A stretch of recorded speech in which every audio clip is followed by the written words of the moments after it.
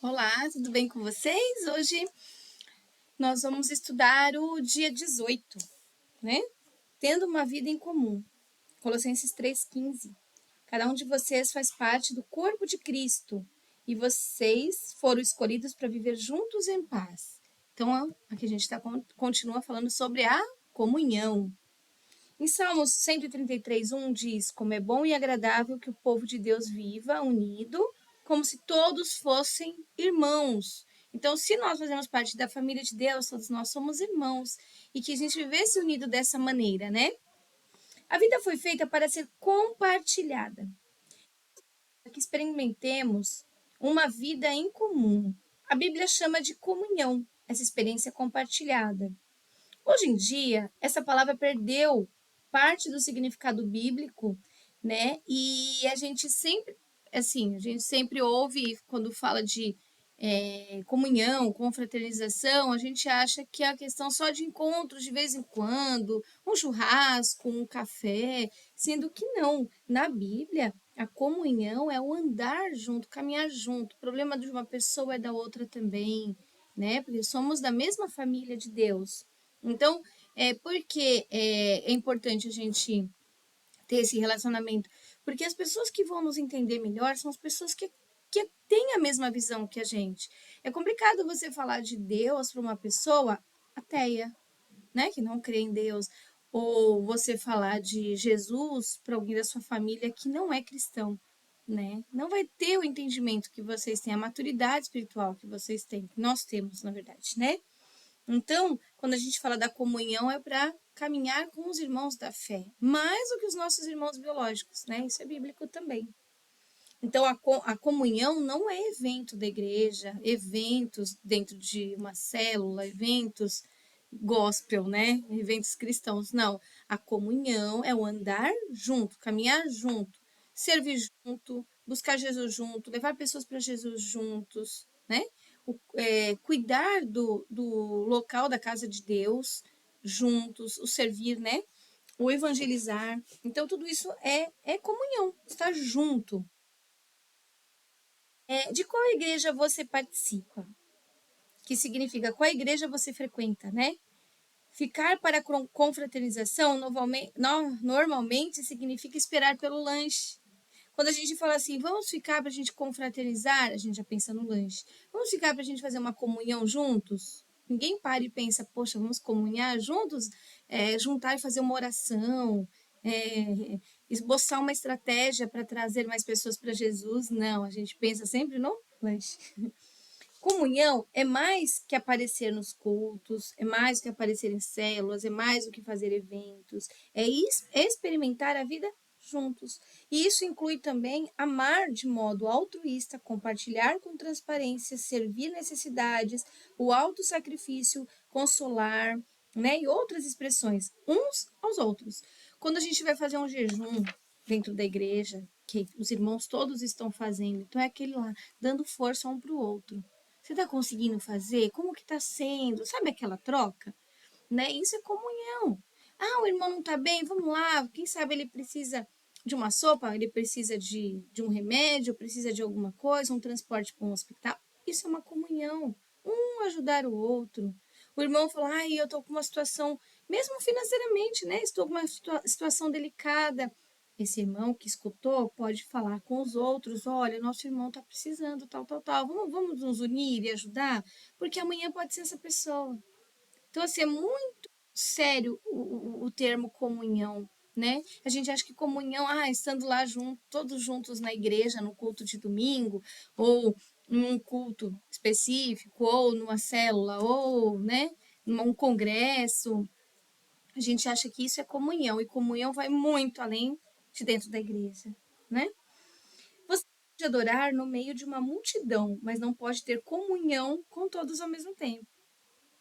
Quando um grupo aumenta para mais de 10 pessoas, alguém deixa de participar. E normalmente é o mais reservado que deixa. E em poucas pessoas acabam dominando esse grupo. Né? É muito importante quando a gente está numa comunhão, a gente perceber o outro irmão. O irmão que fala menos, a gente tem que trazê-lo para que fale, né? Trazê-lo para participar. Né? Por que esse irmão não está indo? Toda vez que a gente chama, não vai. Então, isso é importante, porque acaba afastando se a gente não cuidar, né? Não é assim, ah, vou ficar atrás. Na questão não é o ficar atrás, né? Como muitas pessoas pensam, mas é o dar atenção. É diferente de ficar atrás, né? Jesus ensinava dentro do contexto de um pequeno grupo de discípulos. Ele podia ter escolhido mais, mas sabia que 12 era o número máximo razoável para um grupo que a gente precise que todos participem. Né? Mesmo dentro de sala de aula, como professora, eu prezo assim por grupos menores para a gente dar atenção melhor. Então, 20 crianças seria o ideal, a média, né? Mas a gente não vê isso nas salas de aula, escola pública, a gente vê 40 crianças, né? 35, 40, são muitas crianças para dar atenção. A gente consegue passar o conteúdo, mas você discipular aquelas crianças, né, que a gente fala, ensinar uma a uma, é um trabalho que não dá para ser feito com um grupo muito grande. E assim em todos os lugares, né? O corpo de Cristo, assim como o próprio corpo humano, é um conjunto de células. Nesses encontros de células, pequenos grupos, né, nas escolas bíblicas, um grupo de estudo específico, nesses encontros tem a verdadeira comunhão, né? A gente não tem comunhão num culto, gente. Comunhão não se faz em locais grandes, cheios de gente. Tá? Deus fez uma fantástica promessa a respeito dos pequenos ajuntamentos de cristãos. Em Mateus 18, 20 diz: Pois onde se reunirem 2 ou 3 em meu nome, ali eu estou no meio deles. Então ele já prezou, né, os menores grupos aí. Infelizmente, mesmo que você frequente algum grupo, isso não é garantia de que irá experimentar a comunhão real. Né? A escola bíblica ou outros grupos ficam presos à superficialidade e não fazem ideia de como é experimentar a comunhão. Mas como que a gente experimenta essa verdadeira comunhão? E como a gente sabe se ela está sendo verdadeira ou falsa? Na verdadeira comunhão, as pessoas experimentam autenticidade. A comunhão autêntica, ela não se resume a conversas sobre banalidades. Ela é genuína, de coração para coração, chegando ao ponto de compartilhar assuntos íntimos. Gente, mas aqui tem que tomar cuidado, tá? Não é a questão de você falar intimidade sua com seu marido, com seu noivo, seu namorado. Não, não é isso, é intimidade, mas coisas pessoais. Mas aí também temos que ter um discernimento, tomando cuidado como é que a gente fala e para quem e quando. Porque não é só porque a pessoa está dentro da igreja, cristã, né? Ah, mas ela vai sempre para a igreja. Não quer dizer que são pessoas confiáveis, porque dentro da igreja também temos os lobos, né? Com pele de cordeiro que a gente fala, que são as pessoas que estão no meio, sondando, vigiando, gosta de uma fofoca, gosta de passar uma mensagem, né? A gente fala assim, ah, tem a boca, com a língua maior que a boca, né? Gosta de falar, não às vezes por mal, mas é fala dele, acaba falando, falador, né? Então tem que tomar muito cuidado com isso, tá? Tem que ficar bem atento. Lá dentro dos pequenos grupos, o ideal seria a gente compartilhar nossos problemas, nossas limitações, nossas intimidades, assim que eu digo, dentro de casa, algo que está acontecendo, algum pecado que você está cometendo, ou os seus pensamentos, né? Na verdade, teria que ser assim, né? Dividir mágoas, revelar sentimentos, confessar falhas, conhecer, né? Admitir medos. E aí todos vão não apontar, julgar, ah, você deve fazer isso, ah, por que você não fez aquilo? Não é isso. Contou? Todos vão se unir em oração por aquilo. E aí permanecer naquele cuidado, né? Não expor a pessoa, mas depois em off ali, como que tá seu problema? Tá resolvendo? Você precisa de alguma coisa? Eu tô orando. Sabe aquela atenção? Então, autenticidade é o oposto de você encontrar o que a gente encontra em algumas igrejas, né? A maioria só quer sondar para saber se você está melhor ou pior que a pessoa, né? Levar em cunho de fofoca. Então, a gente tem que ter muito discernimento. Então, a gente tem que pensar assim: eu não vou fazer isso, porque eu não quero que façam isso comigo. Então, parte de vocês, não faça fofoca, não passe o problema dos outros para outras pessoas, não transmito as informações que eu recebo, então entra por ouvido e sai pelo outro. Não fica para poder falar. É assim que a gente age com autenticidade, né? Com honestidade. Não ter uma conversa fingida, encenada, politiqueira, puxando sardinha para a igreja, puxando sardinha. Não, gente, é o reino aqui que tá em jogo, tá? Não é placa de igreja, não. As pessoas vestem máscara, mantêm a guarda e agem como se a vida fosse bem-sucedida, quando na verdade é uma morte, né? Não tem uma verdadeira comunhão. Somente quando somos sinceros sobre nossa vida é que experimentamos a real comunhão. A Bíblia diz em 1 João 1, 7 a 8, se porém andarmos na luz, como ele está na luz, temos comunhão uns aos outros. Se afirmarmos que estamos sem pecado, enganamos a nós mesmos e a verdade não está em nós. O mundo pensa que a intimidade ocorre no escuro, mas Deus diz que ela faz parte da luz. Trevas são usadas para esconder ferimentos, erros, medos, fracassos e falhas. É na luz que o trazemos todos para o lugar aberto e admitimos quem realmente somos. Ser autêntico exige coragem e, ao mesmo tempo, humildade. Quer dizer, enfrentar o medo de ser exposto, da rejeição, de se magoar, né? E na Bíblia diz, façam disso uma prática comum, confessem seus pecados uns aos outros e orem pelos outros, para que vocês possam viver juntos, integrados e curados. Tiago 5,16. Só crescemos assumindo riscos. E o mais difícil de todos é ser honesto com você mesmo e com os outros. Outro ponto é que na verdadeira comunhão as pessoas experimentam reciprocidade, né? É aquela arte de dar e receber, é uma troca. É depender um do outro. Em 1 Coríntios 12, 25 diz, o modo pelo qual Deus formou o corpo humano é um modelo que nos ajuda a entender nossa vida comunitária na igreja. Cada parte depende da outra, né? Então, a reciprocidade é uma essência da comunhão. Edifica comportamentos, relacionamentos, compartilha responsabilidades, ajuda um ao outro. Romanos 1,11 diz, quero que nos ajudemos uns aos outros com a fé que possuímos. A sua fé me ajudará e a minha fé ajudará vocês. Aqui também diz, em Romanos 14,19, esforcemo-nos em promover tudo quanto conduz à paz e à edificação mútua. Nós vamos falar, fazer para o outro, desde que isso edifique o outro e nos edifique. Se for para falar só por crítica ou só porque quis falar, já perdeu a essência, tá? Tem que tomar cuidado com isso também. Você não é responsável por todos no corpo de Cristo, mas tem responsabilidades para com eles. Deus espera que você faça tudo o que puder para ajudá-los, independente de ser do seu grupo, né? De não ser, a gente vai além, mesmo de não sendo da sua igreja, né? É irmão da fé, independente de placa. Então, a gente tem que ajudar um ao outro, ser recíproco com os outros, também fora da igreja, né? Deus espera isso de nós. Na verdadeira comunhão, as pessoas experimentaram compaixão. Compaixão não é dar conselho ou oferecer ajuda eventual. É compartilhar com a dor do outro, é inserir na vida do outro. Né? A compaixão diz, compreendo o que você está passando e o que você sente não é estranho nem absurdo. Alguns chamam isso de empatia, né? Se colocar no local do outro, no lugar do outro. Na Bíblia a gente fala de compaixão.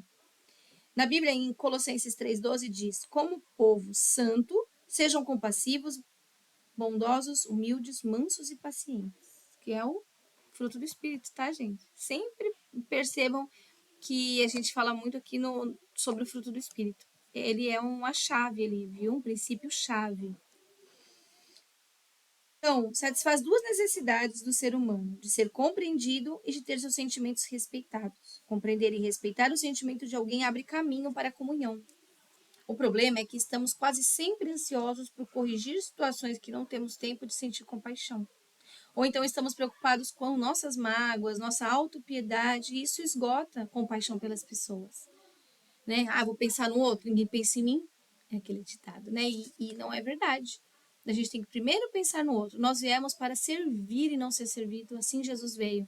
Ele não veio para ser servido. Ser servido foi um acréscimo na vida dele, mas ele veio para servir. Na verdade, foi enviado por isso, né? Para isso.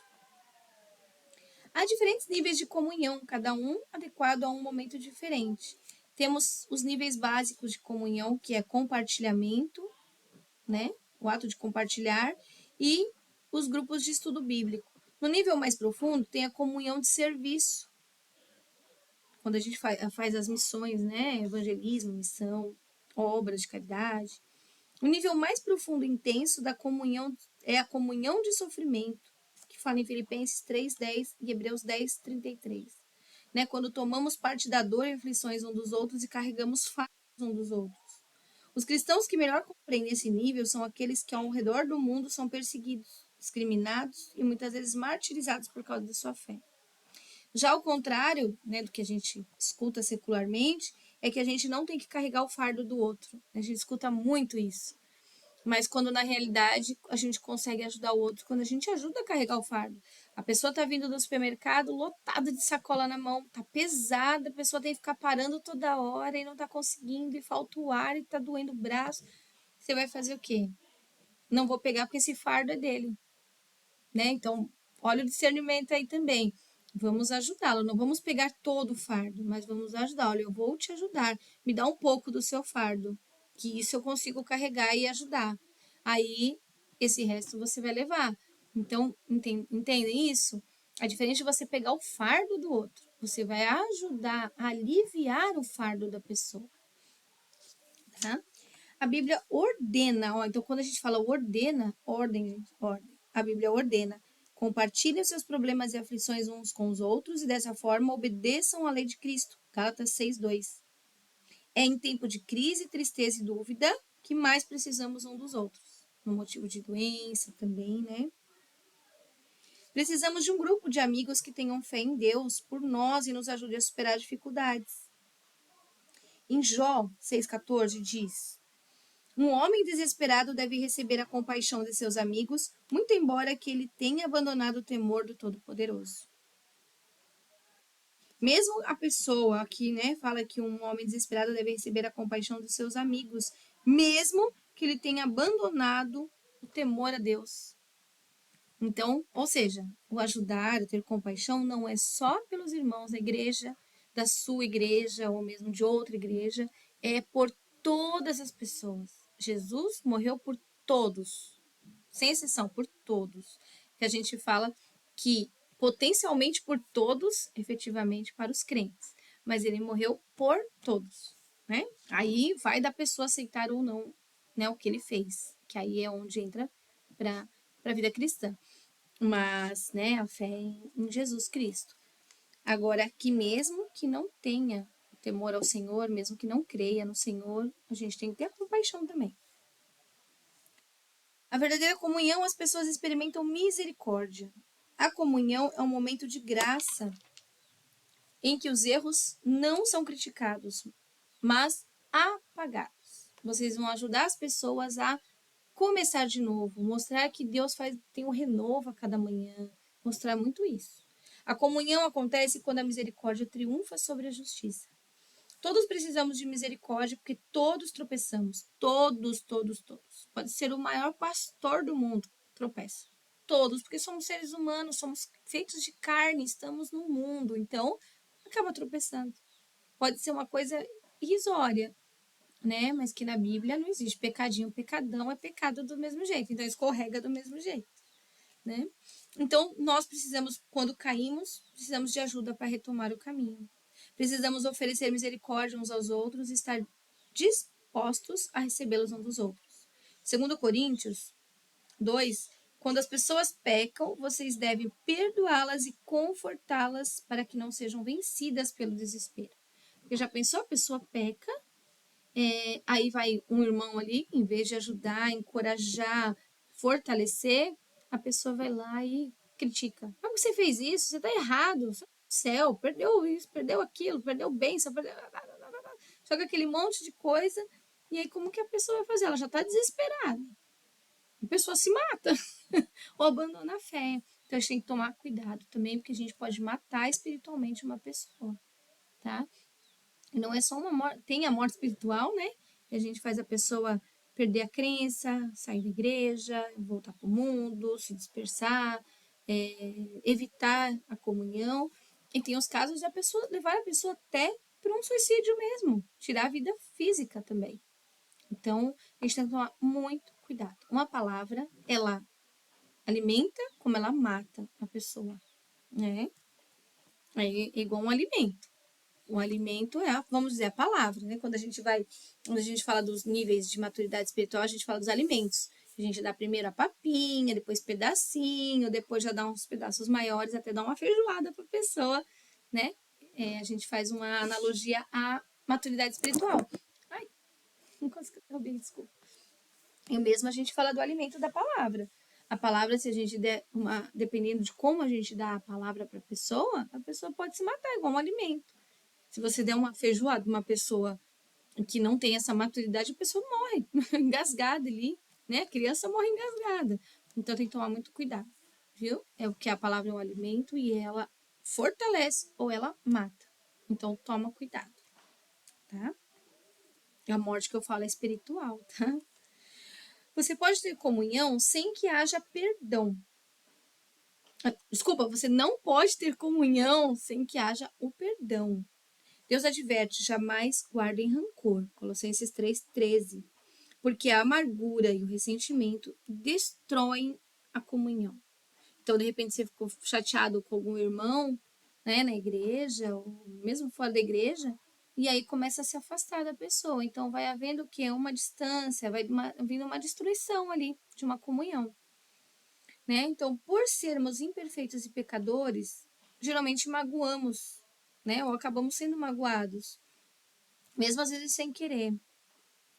Né? E a Bíblia diz: vocês precisam ter consideração com as faltas um dos outros e perdoar os que te ofendem. Lembre-se, o Senhor perdoou vocês, por isso vocês devem perdoar uns aos outros. Colossenses 3,13. Então, vocês precisam ter consideração para as faltas, com as faltas um dos outros. A misericórdia de Deus para conosco é um estímulo para que sejamos misericordiosos uns com os outros. Na verdade, porque Jesus, ele era uma pessoa santa. Ele não precisava passar por o que passou, não precisava falar o que falou, fazer o que fez. Ele não precisava de nada disso. Mas por que ele fez tudo isso? Para mostrar como nós temos que viver em cada situação. Quando estamos no deserto ali da nossa vida, naquele buraco, né, aquele fundo do poço, o que nós temos que fazer? Ele ensinou isso. Quando ele esteve no deserto, orar. Orar, ter um momento só você e Deus, buscar de Deus, ter uma experiência ali com Deus, você conseguir ter discernimento para sair daquele buraco, né? Sabedoria. Quando ele mostra para a gente para ter misericórdia, compaixão com os outros, ele foi falar com pessoas pecadoras. Ele precisava disso? Não. Ele foi para mostrar como nós temos que falar com as pessoas, porque todos nós somos pecadores. Então ali ele está mostrando como falar com nós, conosco mesmo, com nós mesmos, né, e com os outros. Então ele foi mostrando. Nas parábolas a gente percebe isso, nas histórias que ele conta, nas passagens bíblicas, tudo que foi colocado ali na Bíblia foi para nos mostrar, nos ensinar, tá? Sempre que for magoado por alguém, você terá uma escolha: usar sua energia e sentimento para buscar vingança ou para encontrar solução. Não tem como fazer duas coisas. Vou me vingar, depois eu resolvo. Não tem. Quem se vinga, quem resolve, resolve. Né? Um perdão deve ser imediato, tenha ou não a pessoa pedido por ele. Né? Se a pessoa falar, poxa, você não vai me pedir perdão, né, pedir desculpas, a pessoa não precisa fazer isso. Parte de vocês, sempre. A confiança exige antecedentes. Se alguém o magoa, Deus lhe ordena que perdoe imediatamente, mas não espera que você volte a confiar imediatamente na pessoa, né? Isso leva um tempo, porque a confiança leva um tempo.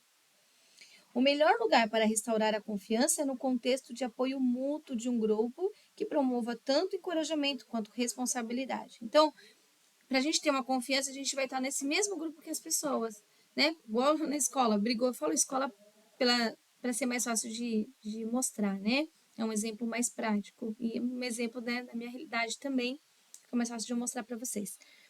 Um amiguinho brigou com o outro, pediu desculpa, né? Aparentemente está tudo certo, mas aí tem que passar com o tempo para eles restaurarem a amizade. Então, o que a gente faz? Os grupos, vamos colocar aqueles amiguinhos juntos no mesmo grupo. Então, assim, eles vão se fortalecendo novamente e voltando a ter uma comunhão. E assim é na nossa vida, né?